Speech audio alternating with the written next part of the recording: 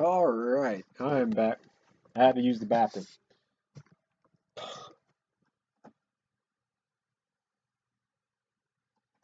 I literally just now get back.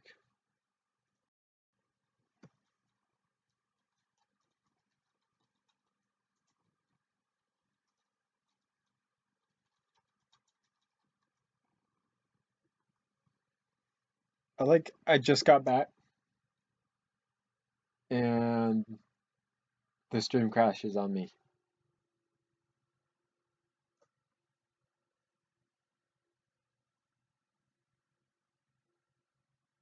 So we're currently waiting on that to fix itself, which is fantastic. Unless I'm live and it just doesn't say that I'm live because my other computer is being slow and or ass, whichever one of the two comes up. Yeah, okay, so it says the video output is low and that it's just not receiving enough content. Okay, yeah, it's not going good right now. Okay, it's trying its hardest. Aspiring artist, thank you for mentioning something about the title. I had to fix that. I completely forgot. Alexander Gordon, Nate Cottle. All right, Alexander Gordon, hello. Nate Cataldo. Sorry if I butchered your name. My bad. I see you guys in chat. So I needed to go to the bathroom because I haven't gone to the bathroom since I kind of began homework, and I began homework quite a while ago. But I think we'll get into that after I explain what we're doing today in today's live stream. Basically, today what we're doing is building this, which is pretty much already done for us. Oh my god, the stream crashed again. I'm going to turn my phone off. I'm going to turn my phone off.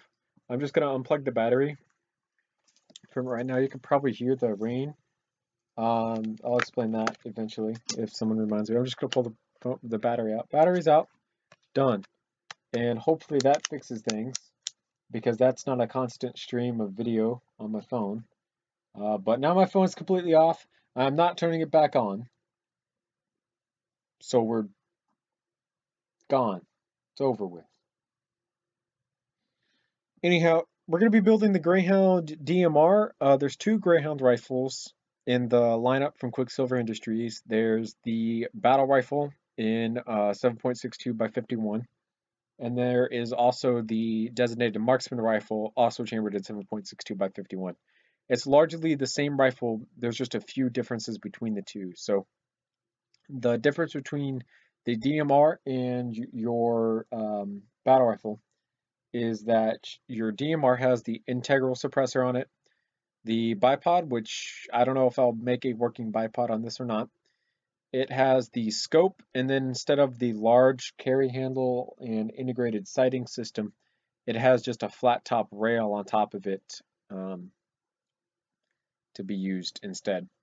And then it's also got this cheek rest going on with it. So, and then also a 20 round 7.62 by 51 magazine from the looks of it with the clear on it. I don't know if we'll be able to do that or not. We will attempt to do so. It's just very basic. So we've got the complete version of the Greyhound over here. And this is just going to be slightly modified, essentially.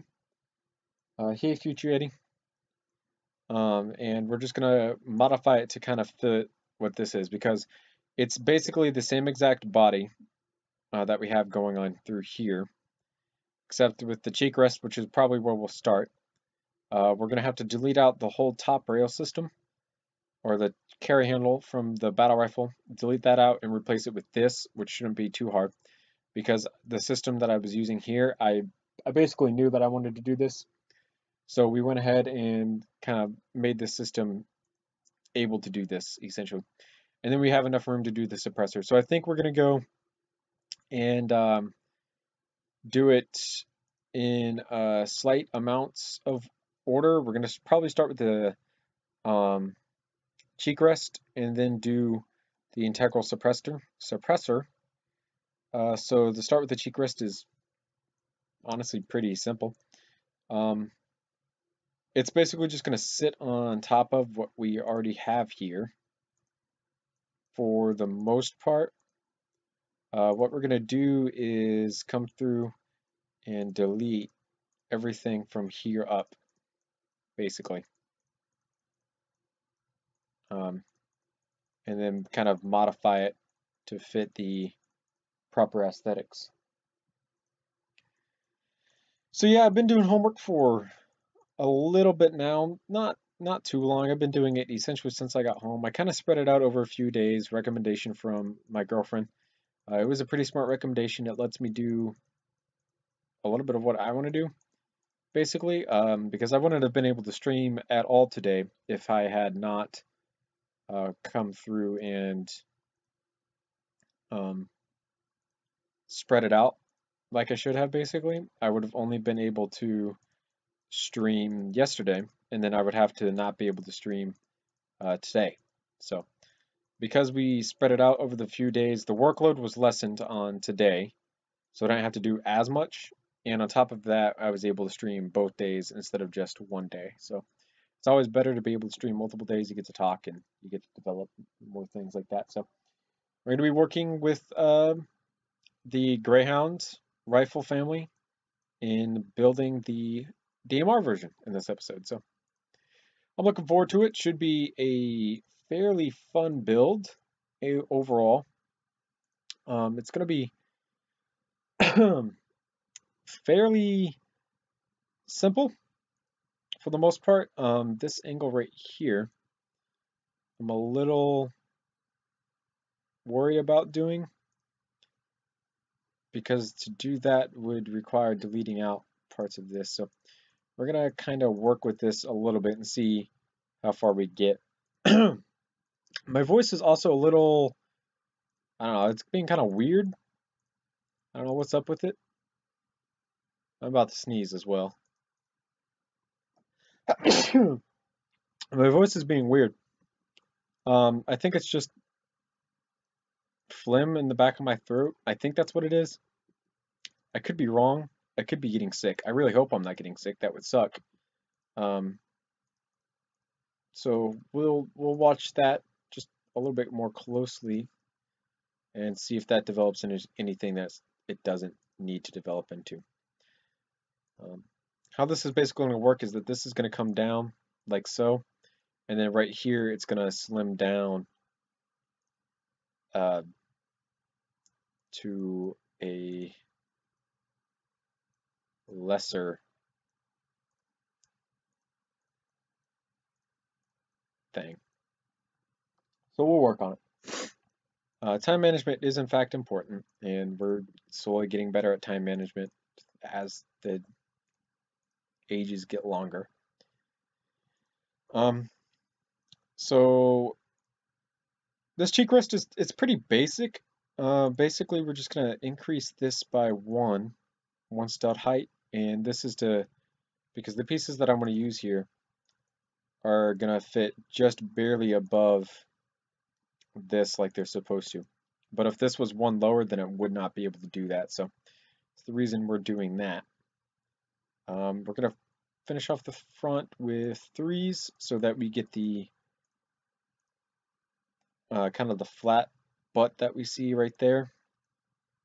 And then hopefully these end about one stud. Yeah, all right, sweet. These will end exactly where we need them to, which is fantastic. So we're gonna bring these on back like so. And then there's the slightest of angles going right up through here. I think we'll go every 8 it'll raise up. We'll have to cut this top one. We'll do 6 plus 1, so 7. So we'll have just the slightest of angles going through here. And this will also give us room to move the bolt back and forth. It needs at least this much room. So this needs, it's going to stick out in front of the bolt by 2, so it needs at least 2. Yeah, so this will have perfect amount of room. Not perfect, it'll actually have excess room. But it's always better to have excess room than just no room at all. So that should be fine. The screw details on the side are going to be accomplished using these pieces with the single stud in the middle. And it's going to be the flat studs. I should also be working in a different color by now, so that we can come through and color code this like we did last night with the battle rifle version of this weapon. It'll also help us see the detail a little bit better. I guess we're going to work in the spring yellowish green. It's not the worst of colors, but probably not the best of colors.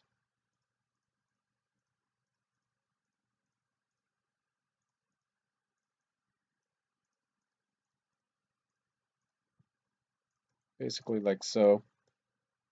Ooh, I don't want, okay, we'll keep the blue for these pieces. I don't want that, the square end of the bottom of this piece to be jutting out right down here at the bottom. I want this angle to stay. And even though it doesn't match this angle here, I still have kind of a little bit of the angle going on.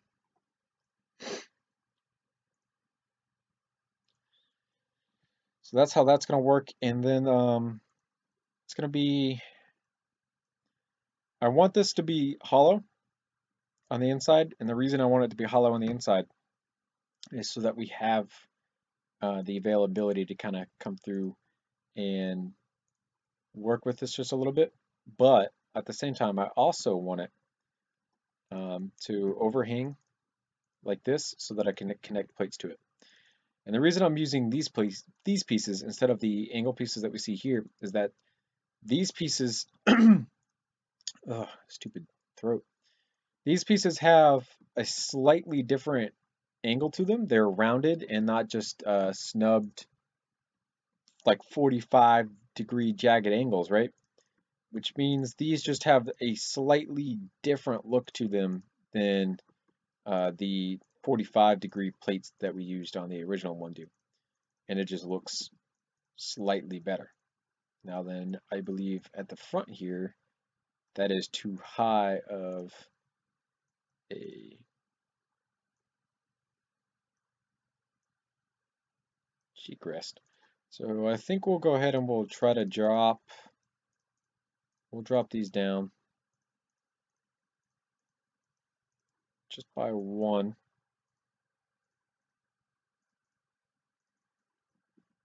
See where that gets us.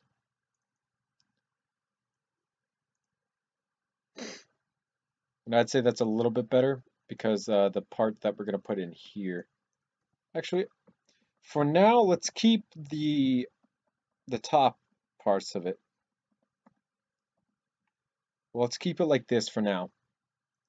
And we'll see if we actually need to modify that or not in the future. Lord Asian, hello. Welcome to stream. I haven't played Black Ops 3 in a while. I've been playing pretty much exclusively Smite for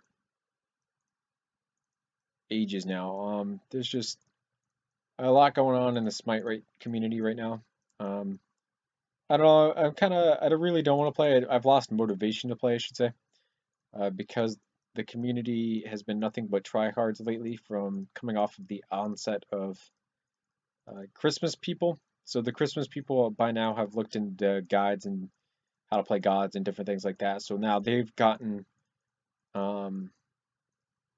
obnoxious because new people tend to just want to win the game, and in order to win the game, they're going to play the most broken gods. So lately, it's been nothing but broken gods, and it's bothersome that the only thing we ever see now is broken gods, because it's not.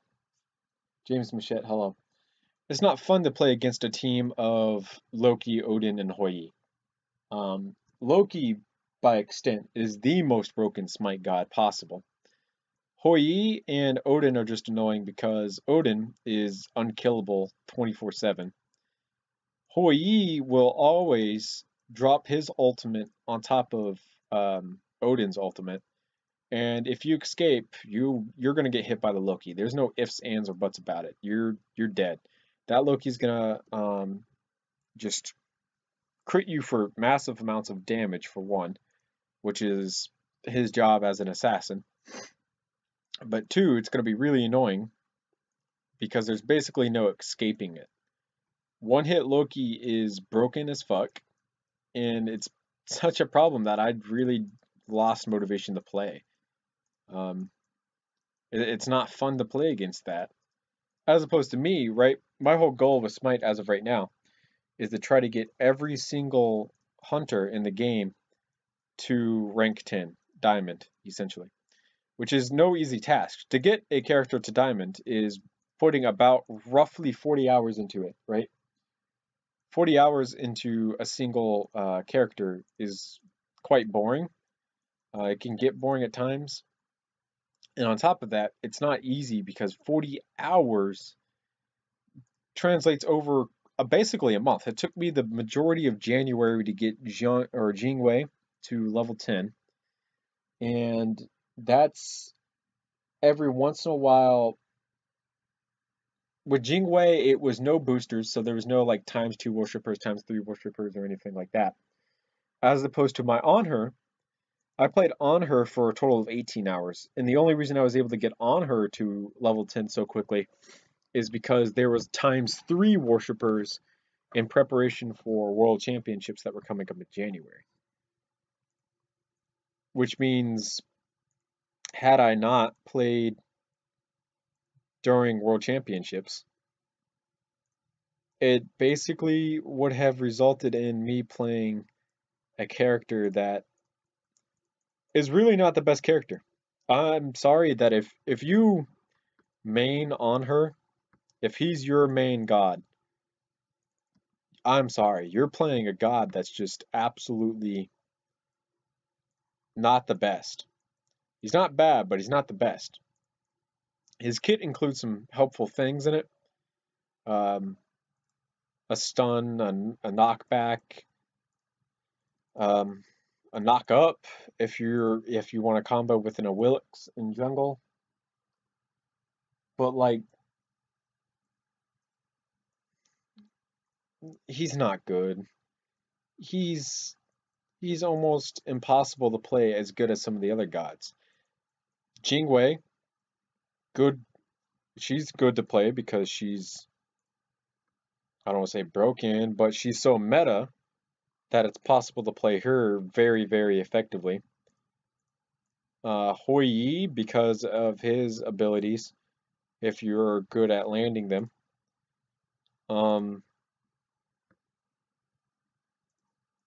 What other hunters are good? Rom, because he's attack speed build Rom is pretty broken. If you want to build it into that, which is pretty much the only way to build him.